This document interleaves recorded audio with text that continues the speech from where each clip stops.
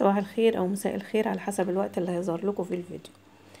تعالوا النهارده هندمس شويه فول حلوين كده مع بعض، وهقول لكم على شويه حاجات يخلوا الفول يطلع معاكم بالشكل ده وميته تبقى لونها حلو كده، ما يبقاش غامق.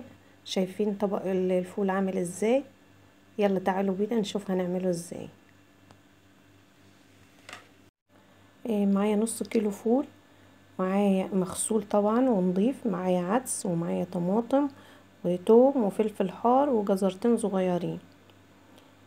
هبتدي بقى عند الفوالة، هنزل الفول في الفوالة وهحط عليه العدس وهحط عليه الطماطم والجزر والثوم وقرن فلفل حامي. هرفعهم على النار بقى. هضيف عليه بقى مية مغلية وهسيبه على النار لحد ما يغلي، وهشيل الريمة اللي على الوش دي اللي هتطلع، لازم الريمة دي تتشال، وبعد كده هدي عليه النار خالص لحد ما يستوي. وده شكل الفول بعد ما استوى.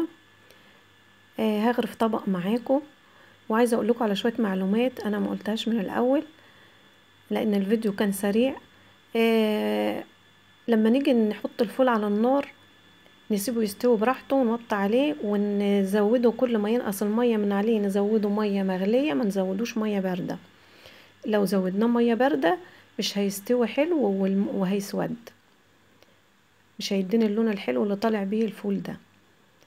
ثانيا انا مش بنقع الفول، بحطه على طول اسويه عشان ما لما بيتنقع بيستوي بسرعة من جوه، والقشرة بتبقى ناشفة، ما تبقاش مستوية معايا زي الفول اللي معمول ده.